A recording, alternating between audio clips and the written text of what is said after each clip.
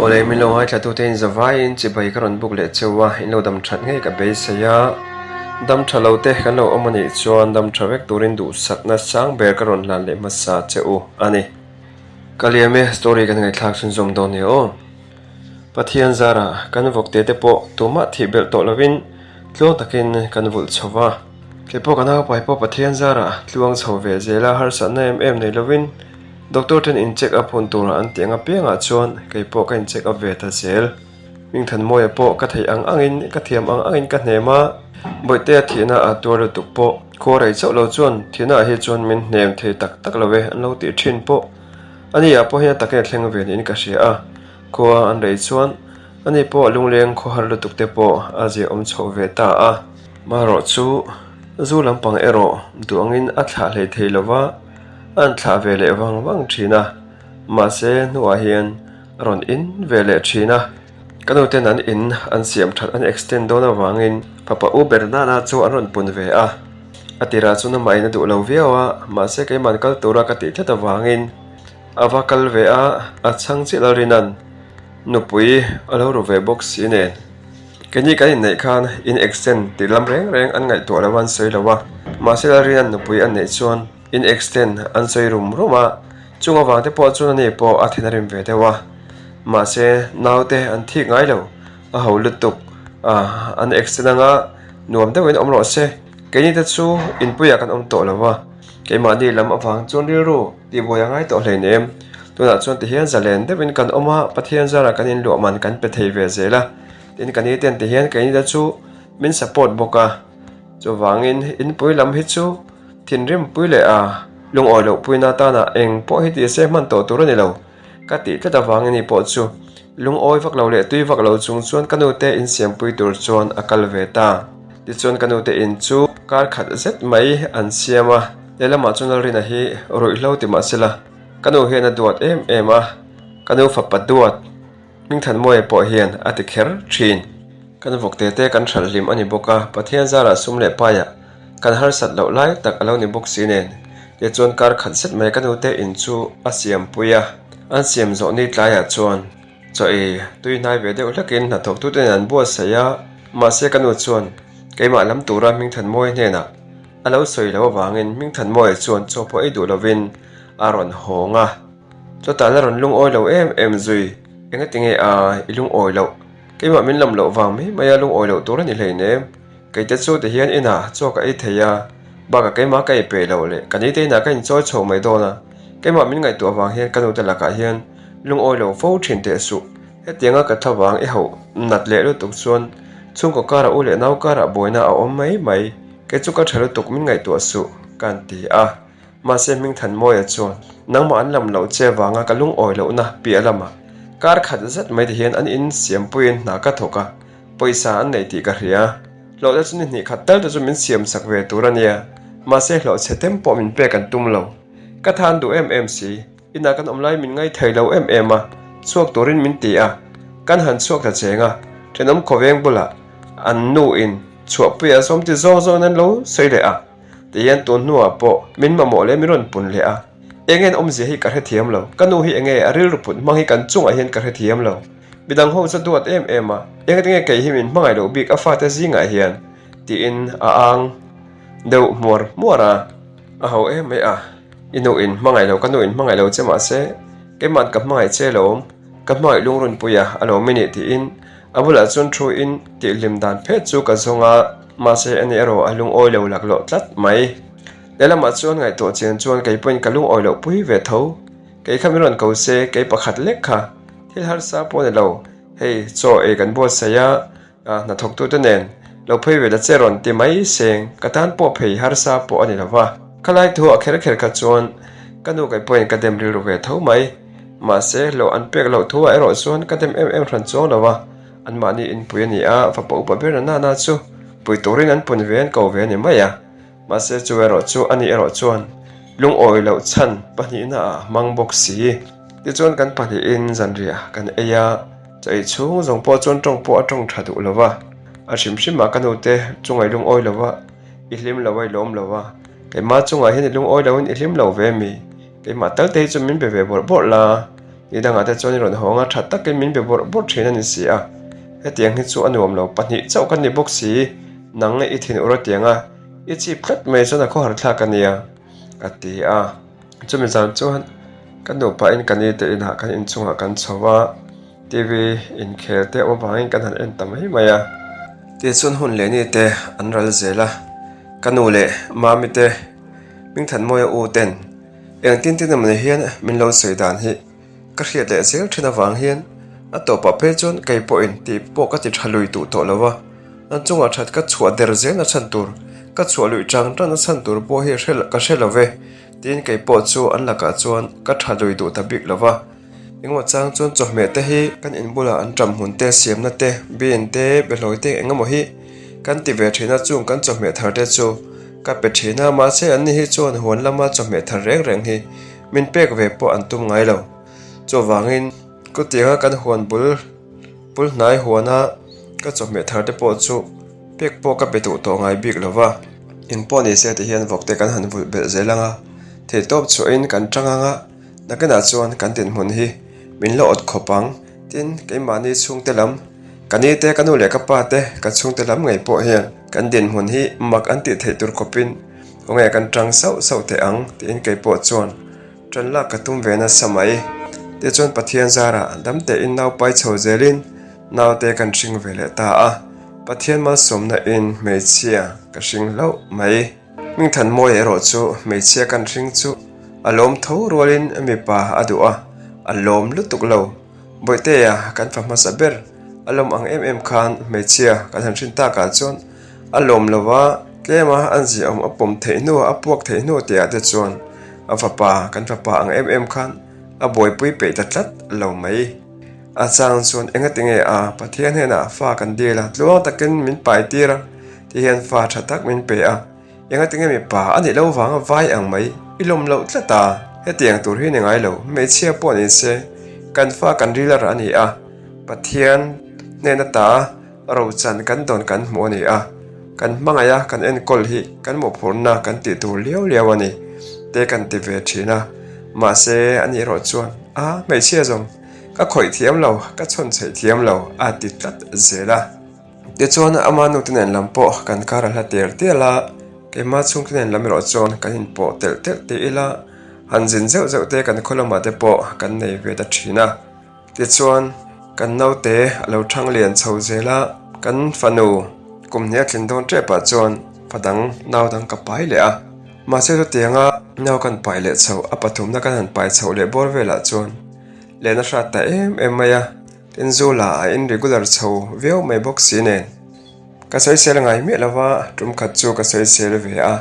ma se chu mi zan chuan kanu te hna ka lenga ati ve khia mai he te dai ta chuan kanu te tlo ngai tom bia lo mo ka lo tia I tlo du to lo mo ka lo ti mai sin nu ten nia tlo lo ngot the ni lai nem ba ka tu lai chu mian tlon ve lu tu kan ma ni hian chu wangin biak that ve te pon nga ya nang ma pon be tha ve la ama zok chu ti le ta ta ya enge ka biak that la in amai I cheu lu ra biak that an ngai lo tia tu na be tharo min ti le a shim ma tu na he chon biak that vak po hi ka tui to bik le ne ka chan chin mi an soi pe si a min soi na la hi ka hrele zel box si a ti tradin keila ka tang ve to thung ani ero chuan eng pon I se nia I biak that pe lo pon nang ma thu ni ro se ati ve maya a shim ma tu na chu zana hian I leng regular box si a kan voklon la kan ru zo to hian I tho ti veng le tuk nge zo te la te hian in rigu chho veo mai box si a etiang ringot te chuan malam pana tran la kan tum mek la hian kan tlut chele anga khu ta hniam te a hian kan om thale ange in siam thatein en fia deuh te ba ka tun lai chu in khom te le ko ran lampang I lam chem mai box si a anui mai maya engtin ma min ti lem lo ni khat chu a in bual zo ba do ma thanga ron chu lai takin a phone kalo met mual chu rang fashion in a phone chu mi ron phi thlak saka inga tinge enge I phone en chui van lau ve enge omzia ka phone kai en atul na omlo phone nei ve reng alom phone in en sak tur ne lo a boy thak a ti ta hlur mai ani hi tianga chuapa nga ya chuak hi amokalo ti hi ngai zo nei in me chia lo boy pui thine mi ni ang ti thleng te chuan ka ngai tu na chuan a om ta chumi zana chuan kai po kalung oi vak lawa mutna po night bus chuan po an tin ha in ka ti pui pe lo chumi zana night bus chuan ama in ti a ka pe lo wang de chuan atuk jing lama po alung oi lova ana thokal tur po mi po a be thape mu mal lo te chuan tlai lo honga thate vin ka lo dong song ka lo be a ma se tu ta po chuan ala lung oi lo zela to tianga han lung oi lo tlak chan na tura khan kami night bus chuan pe lo kha ani thein ka re box si lo te chuan kani bula ka soya kani chuan ani hero kin ngai zong te nei reng te ni lo mo chumi ngai zong nei marin om lo wang chuan nang mala ma huat tur a zong reng don ania cho wang nang ma po ifim khur angai don ania ngai zong te lo nei ani ngat phei chuan ati a ti chuan kha kha ta lem le a engma in hau bona le thin urna kan nei lem lova ama po ka chunga afel em renga ma se engma changa lung oi lo zeu zeu hi nei a phone po a phal lo na na chu ti in kai pon khoi lu sak po ka tum chuang lawa aruk te chuan karelo chuan ring hlel deuh ma ila ma se engma fin fiana om lova baka karin hlel chuan karin hlel na ka ti lang chuan a sual zual phang te te ka hlo awang le kara fa te kal no nei to box si nen keila in naw kalau pai le chho le to box si a thakata le le chuan inu te nen lama boite hi zin ko thon pui pa in lova om la eng po ni sela tian in lama ke kan lo in to kanga tran kan lak le a malam pan tura kan in ti chho le ngai si a ba ka hei contractor noya riak chuaka in hlona tur a om mela chutiang ka ti don ni phei chon ina nang mani chawa inu fa in lo omangai dona tuna chon hei vok kan vul to lo kan vok vul kan tiral zo hlim lai takalo ni box si a in mo za tor paisa keng ula to tia ka ria chho bek angai ka ria chho te angai box si chuan inu fa in om don tho wangin inu te no thlel ve tho box si cha in lama lo wa om phot la ti a ti chuan thatakin kan soi duna kan in lama kal tor chuan kan in bua saita kol khon ya wangin thomno po kan in keng am ve vewa ani chuan naw nei hun thleng lo lo te po om ta 11 tho om ve ti thleng te chuan ka ngai to na chuna oma ma se la hlat dona wangin naw nei hun em tin zon kha chu tha in ka shelo elama chon naw nei lai takhian kanu bula om chu ka chak ve thina voi ni kan nei to a kanu kan bula aron om ngai lova voi khatna chu amma nu khan min boi pui ve em a voi ni nai ro chuan min boi pui to lo kan ni in min boi pui ve thunga ba ka keima experience te kalau nei ve deuh to in pa ka ming than moya a fel box si a tin in dang to te kan lo ni box si awang te po aniang anu poi miron ngai sak zui vak talawa tin ka chungchang an soi pe lo to he kala kan in thlashung ni in ka she ve shim bok ti chuan no te nen ka fanu nen chuan kan in poilam kai mani in lampan chuan kan zin tawang wanga kai mani in poilama hian kanu le ka pa le ka utenu pale an fa te oma ti chuan kar khat zet kan cham to a kha tokin ming than moi apoi min ron bethina kai point ka bethina ti chuan a thul kai mani in lama po thok ve in larai lin lu tuk box si lo chu kala che thei veo mai tum khat chu kani in min ron phona ngatinge in kal dona khan ming than moi hian riak chuakin na ka thok dona contractor noya kha ati khai ti si a yang tinge zana he ina hina omzel box si a man zan phei kha chu mai che tong ri ka hretla ta ne o aron ti a he enge omze kani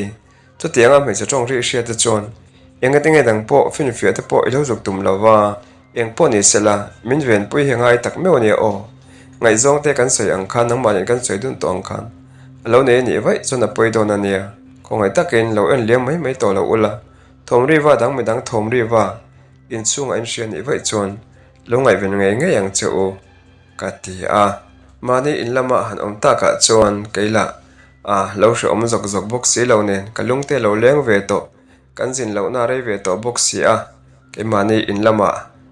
boite ka fanu lan lo duat em mai box si a u te hovin te chuan kani te nen lama te po kan in pui lama ko om chung chuan boite nen te po kan jina kani te nen lama chuan kar khat lai mai kan chama kani te nen lama tanga kan hong kan in lama ke mani in pui lama kan hong le thum chuan kanu in mami he tiang ri hot he chu tha ka ti lo enge in pa hi he tianga injin bo san wang ba ka lo han lova zin ro in ti ri ngot mai kha a tha ka ti lo reng reng ani hian zalen na adu lut to ka wang hian hetiang in nu fa hian in thiar film tir dan chau kong adap te hian lo mo kanu in ati kanu chu tiang ani lo wang tun lai chu ma son tum hian the top chua ila ati ma po tang ve khopa vokan vul lo lai takani boka engponi se the top kon lo chuanga contractor noya na ka thok dona ria chote po ngai mai thei box si a chowangin inu te an thal ve box si chewa lova ula atti sakli amelo chu tengan har san na engma lowang kai po chon ka ti ve mai dik tak chon ma ni kopui te na chu kai chon kanu le pa te la ka hi chon a fel na le a that na lam hi soizel mai hi ka du in hek zong le an ma ni tan po kaima ngai to theidin hmuna in din tira an ma din min ngai to viau thena tur anga chanchin report hi ka du lo zong tak mai ani chu wang ming than moi chung chang po a chelam ka sei du ngai lawa a thalam hlir mai kanu te hena po chuan ka report zan khat chu ming than moi chu keiman phone in kan bia karin lo lu to le be sei lo lu to kin a phone chu ama in lo pick up lowin mai chen lo pick up tlat mai ta rang te na ma jok chon aron off aniang chu phone chu an off ngal da ya ma se miron call back lawa ke ma phone ka call non to lo kanu te thil sai ang deuh hian ani hi zalen na do wang le hun tho zo ka do wang hian kani no fa hi in thia film tur hian fing phakar takhian min ti aniang ti te chu ka ngai to ta te chuan kani bula bok chuan ka sei le kani nen kanin bia kani chuan tun lai chu tiangin in lama chuan tu maron hruai ho anei po ka hrengai lova waro chu riak chu kan na thok te kha chu a thok lo chiang ani te chu ka hria kani na hian ron lut ngai box si lova tun mai in iron om ma ka chun adik tak chuan nu fa ho nen khan kan in nai vak lawa kan in zom vak lawa ma se nang mai ron om nuwa hian tian nang ni no panen hian kan in ti thane baya unaw te ho le nu nen phei chuan voi ni tlengen ti hian chia thata de chon le chung ko da na chu kan in nai ani maya thil dang a de chon kan in nai lawa ani po hian mi hi i om lo phei chon min nel vak lawang kan ni chun ron ti ngai chu that du lo ang reng khop mai ma se ral khat tang phei chuan han thin rim khum emo han arin hlel na han lan tir vak la chu thain ka she box si lo nge ni ti hian boi te nen helama kan om lai hian ka ho lo to panga ka then zui ngal mai dai mai dona moni le ti thleng te po chon ka ngai to eng po ni se kanu le ka pa te bula hian soi ve reng la tha ang ka ti ti chon kanu le ka pa te bula kan khosak kan om dan vel le ka bia ka me che nan lo la ka vel te po chu kan report in kan soi ve ta ti chon ka pa chon eng po ni se kai man kan bi eng ti in thadewin ming than moi chu bia eng po ni se hei ina pui fanau te innu po tina rai lian chho zelanga nakena motor chon te po boi thak tel dona motor chon boi thak kop le har sakopani ma hian ron ngai ven la ron roi la tha ang atiang ringot mai te chu thalo no pa chu om don turania in then ni mangse lo tianga om than reng te chon in thla le la te po ta le mang ti te po lo om lo ti in ka pa chon thiam tak main fiam thunen ing than moi chon bia ing than moi chon ole karon roi thoi don nia aro ti ve ti chuan ni thumara le chon ming than moi chu min roi turin aron kal tange nge min roi tura ron kal chu kanu te in lama chuan ni thum vel zet kan han cham ve le ti chuan kanu te nen lama ani po ni thum vel zet aron cham ve hnuwa chuan in lam panin kan hong ta to tia in lam pana kan ho ta ka chuan mani chawa lo parol ta na chu in chung vel te po alo fel fai lo in alo nok ti fel tur atam em maya ama se thei top join kan chengal bora ma se kan uten ten lama kan cham chung kha thil mak deuh mai ka ti don nge ni ama nu ten an lo in close em mai alo ni ma se to tianga an lo in close ta chu poi ka ti em thran chuang lo nu fa ania u le na wan ni in close se ke chuna tha ka ti vek mai ma se to tiang ta kan lo in close ta ka chon ke po kanu le u nau te ma me te ho po chon min close ve ngai ka be se ya chon la rin ate po kanu ten lama kan cham hlanin an lo in nei tha ma se ming than moya kanu le u nau ten an close sa an ti that angin keiro chuan close ka hlo lova ti that ka hlo lo chu tiang na chu ti in ke po ama a karelu put ngai ang che kha pu chhole eng vai nge mo close ka tumanga that ka tum tlat big le mang le ka ti ri ro ve le a ti chuan ka nu phei chuan tum khat chu phone atangin min ron be a kani te nu pa in ke ma chu min fui por anga te mi ron mo pu a kani te nu pa lam tanga siama ke ma an ma ni chu do tum anga te mi ron mo pu a kanu chu tiang eng ma lo kani te nu pa hi chu tiang zong min fui ngai bok hek lova ba ka chu tiang in kani te nen in kara boina lo po in close that lo eng ma kai pon ka shelo ka te ve sa ya kani kha chuan a soi ngai mai ka bula chuan ma se chu tianga kanu te ti thalo tur zong ro chuan kani te nu pa ero he chuan min fui ngai lem lo thung ma se kanu ero chuan do takte in min do chho da thlat mai chu tianga min do na chu eng wang ma in ke hian close ka tum tra na chan tur love ka te de chuan ke po chuan ka tlo du tongai big lova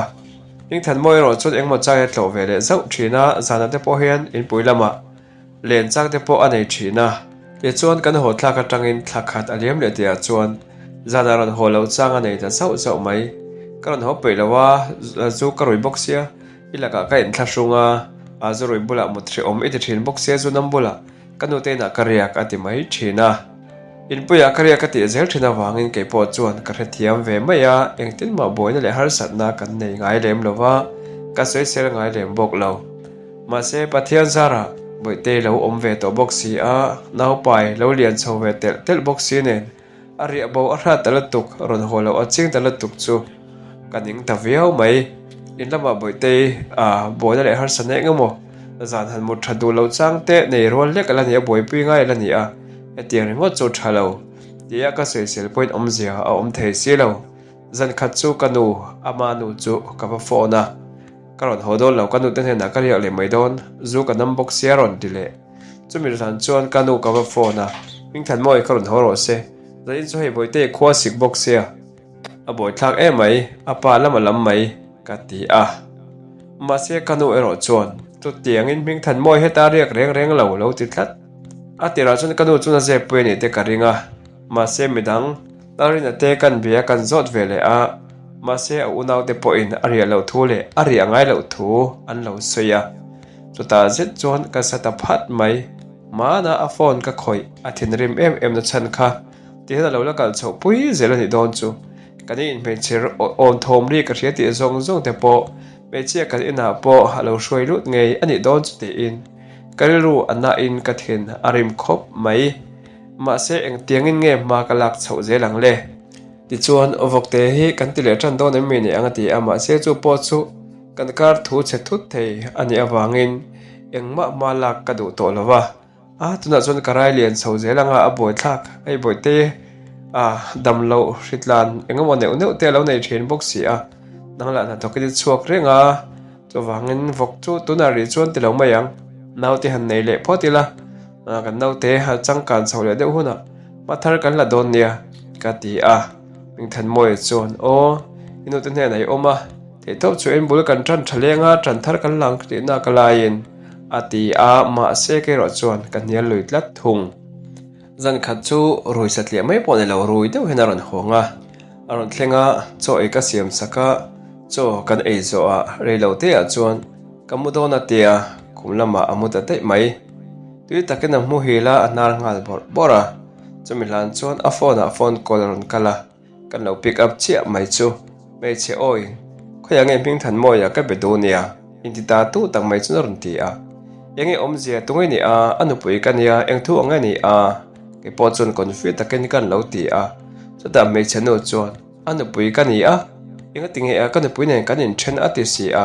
e kan in then reng lo kanu ten hen lama kan ngai mani in pui lama kan jena hei a cham phe cho kan cham rei viawa ma se kan in then reng lo chuta mai chano chuan in then ati boxi a ba kanang mani ina ngai pokhan karon kal to sin ba ka hei thil hri tur ka neya poimo em mai khoya nge ama kalau belok te angrei lo te chau ni a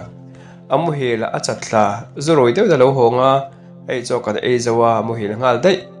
ta me chano chuan awan boi thak take o ati wanga eng thunge ni a eng ang taka poimo nge kalau hri don nia to ta me chano chuan afa ka pa ya aron ti tamai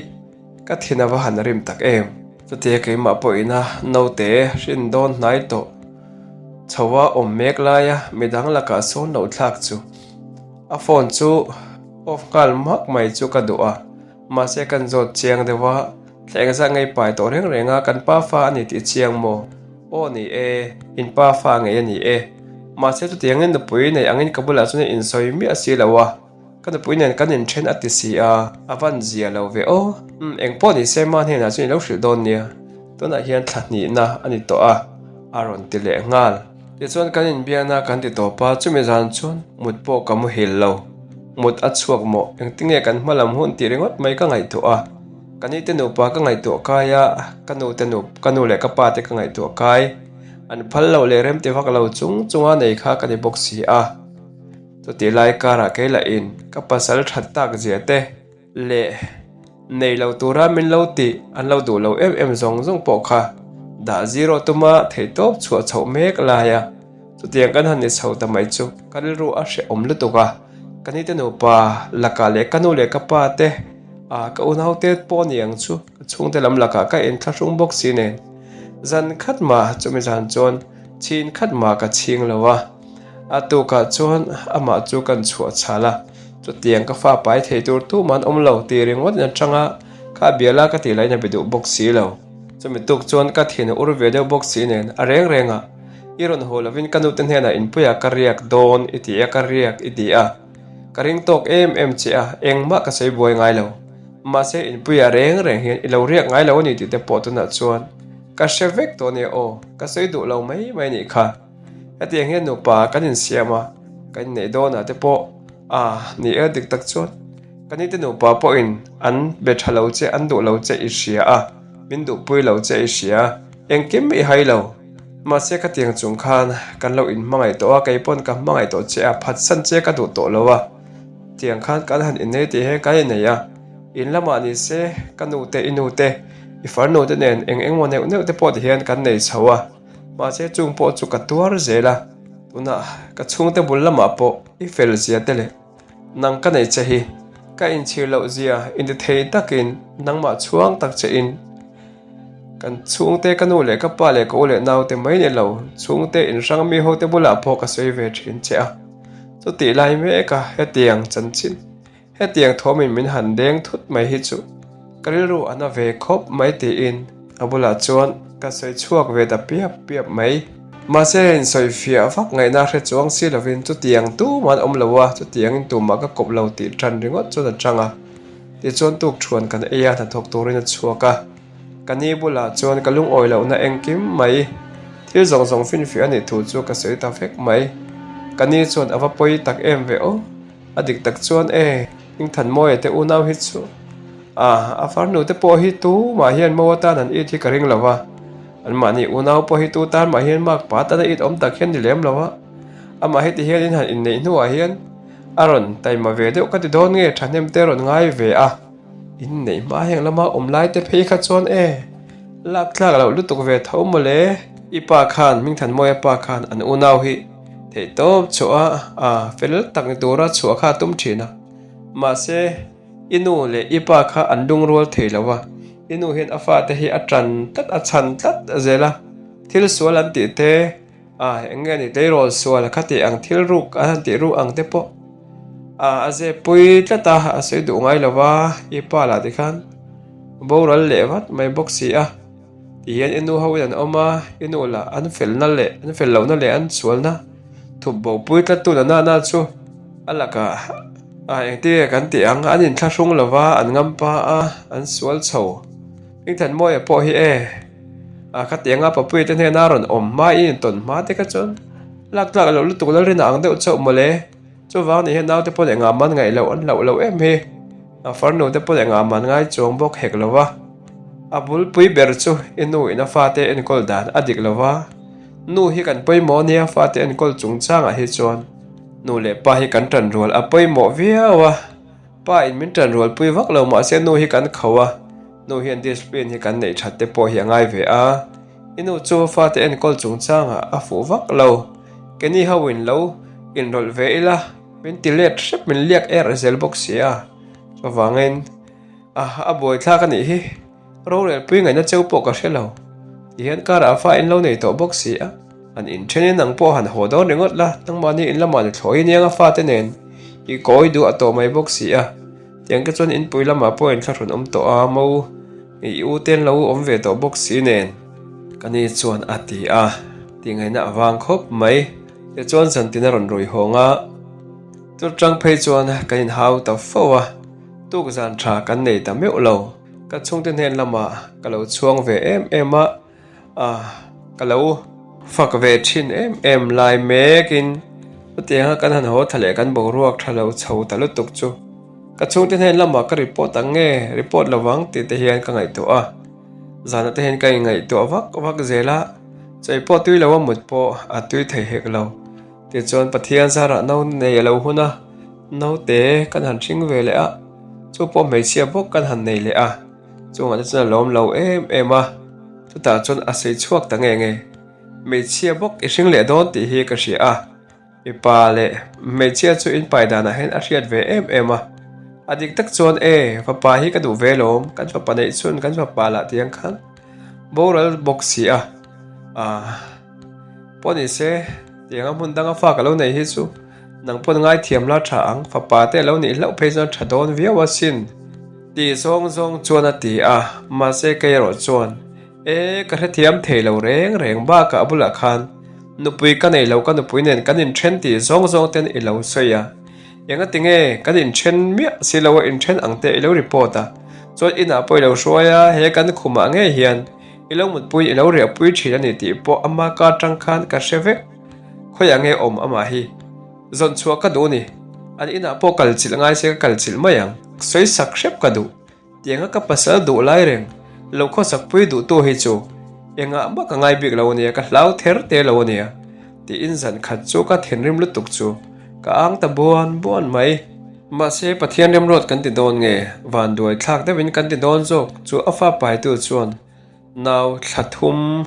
thali apaya a chiat tlat mai te chuan ke ni ro tlong takin kan no te thang lian chho zela tu tianga afa a son ti to mai la a belu laka afa chiat an ni ta ka chuan ani po in mu chuak chhoin kalaka po a tri deuh dukin en ngai tlom chhole ta viawa ma se ni khwa lo rein hun ten lo her liam zela a lo rei chuan pa ngai te bokin anun luya boka kir le a hetiang boka nun lue kir le don ni chuan ti in naw pai po ka du to lawa pai thelo torin ka in siam ka in dang ta tlata hetiang rengot te chuan in then palte po kar thu chet palte po om theya naw lo pai le ringot po athalo tin kani in min rel pui boka te chuan naw pai thelo torin in dan na ka e tangar ngara tum kha cho tianga in dan na ka e chu ama cho na hre chuaka ka chunga thidarima kut min thak du hial khopin ma se ama bula chuan ke po ka in sum do tabik lawa inun dal hlui ai kir le a hetiang rengot te chuan naw lo pai le ta ila enge kan kara yengo bona har san na lian jong te po a thleng lawang ti po sei the lawa chu tiang te o thleng ta se ke naw pai le nen chang che ko in nuai in tin nge ka om theyang mani in lama han kir le do ni la ti nuai kan ni dona sin cho wangin inang ma hian enun isiam thal le phot lo chuan hi chu thian keima thonia apai tu tur ka ni boka tian ka tingar ngar don ke lain ka ti ve tlat to box si ti chuan kan no te kan fanu te jok kum khat alo tlin chuan aba de pian chamte kan han loma lalrin ate po in nawan pai ve to a anu te achu te ule naw te nen lam nena kan kar lampang chu in rangte kan lo chang to boka eng boina po min lo soi le khati ang vel ta ka chu han re thin ma ila liam mai moni mai ro se ati ve thei to ma se to na chuan amma nena kan in kha ber kan boina ani chhota ka wang hian shom ka ti in kaning chho kaning thei thin ta khop mai te chon zo in na sat chhota ka phei chon in lo na mu mal lo te an nei chowa sum han tlak cham deuh te po kan nei chho ta fo mai kan no te foi ni na ate jok phei chu dam doi tha en kol dam doi tha e tira en kol na tha po kan nei le thei talawa so tiang ani ta ka chuan ting ani ang vo khe kan vol le mai thon amoni ka tirum ro ma se vo khan vol po a cho a boi thlak to box si vok cho kan la na thin zong zong a te mi in an lo sa le vek to box si a eng pon i sela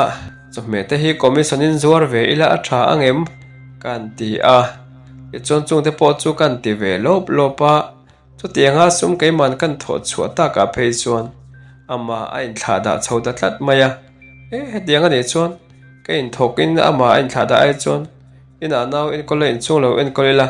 ma hi thok turin tur zo kila tha ang ka ti a rei ka ti du talwa tiang chun hun te her liam chho zela ngai zong nei to lova tha te te in oma kaima ta na harin om chho ve veo to omo ti a ngai tha a ka om lain tum khat chu ain mu pui tur no in sms message aron thona ain muna tura ron soita chiang takin chu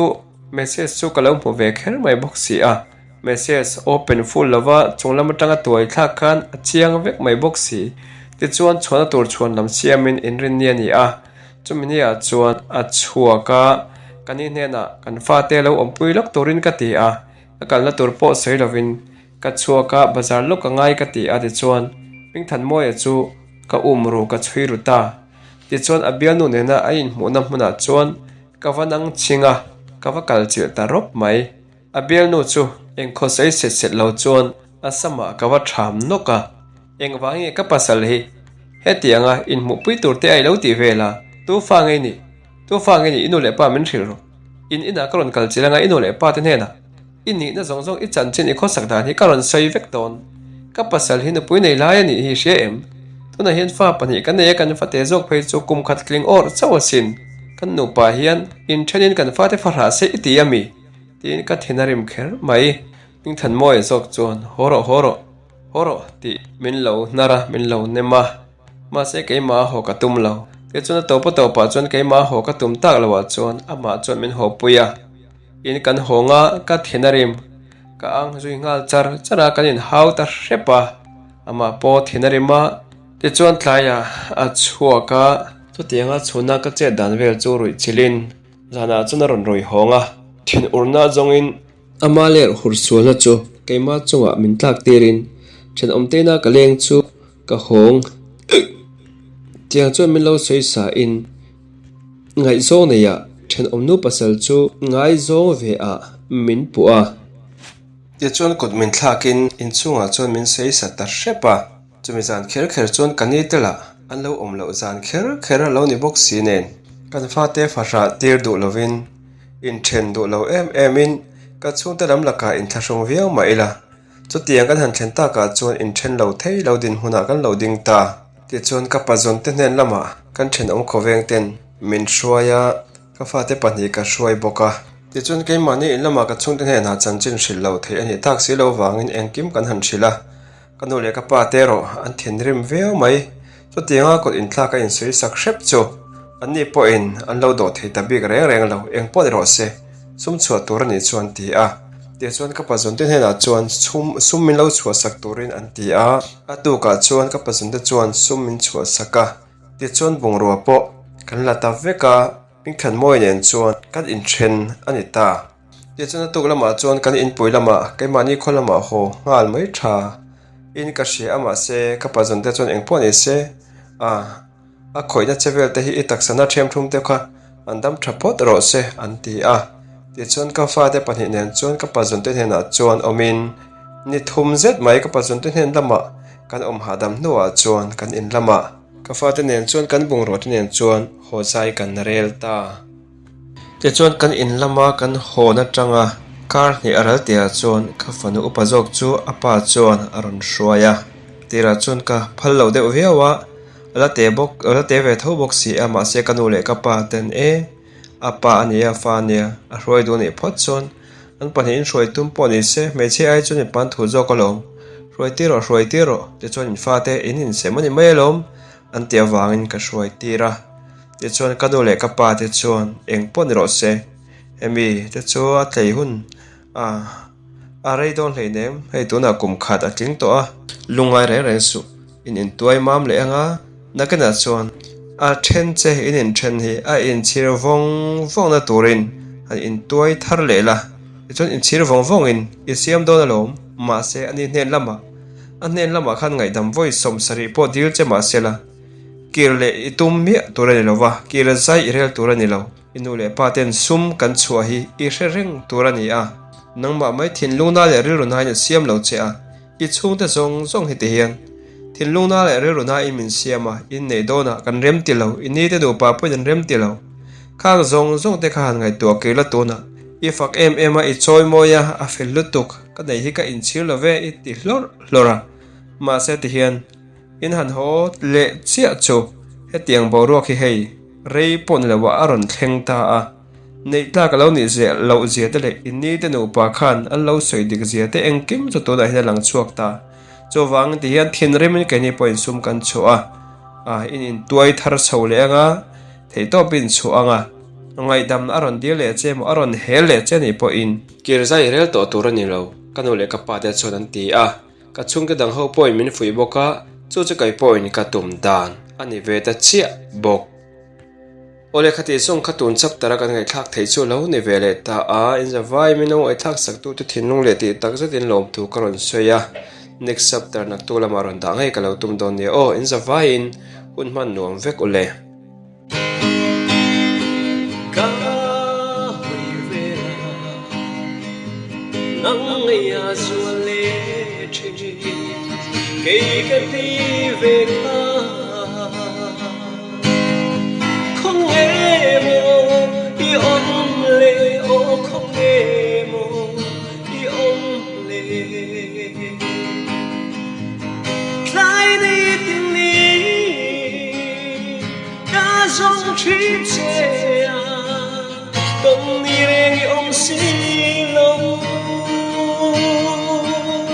ô không nghe đi ôm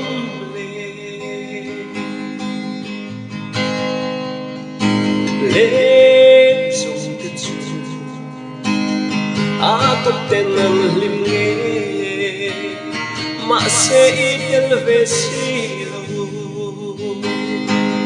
không nghe mô đi ôm lê cái tràn mây lâu nè lại đi tìm đi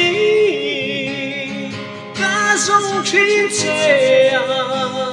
đông đi đến yom xí lâu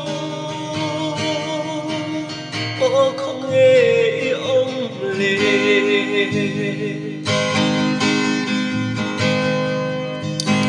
cá giàn mong lệ loài phi nụ xe lông cá chân tốt em lệ mang ấy na tan hiền đi phalo mô anh ơi đang ta kinh mong cha đi xem dài thì không nghe cái ai em bằng ấy tu đi tông chùa hiền cái linh lại đi tìm đi cá giống chuyến xe đông đi đến yom xí lâu ô không nghe yom lệ ô không nghe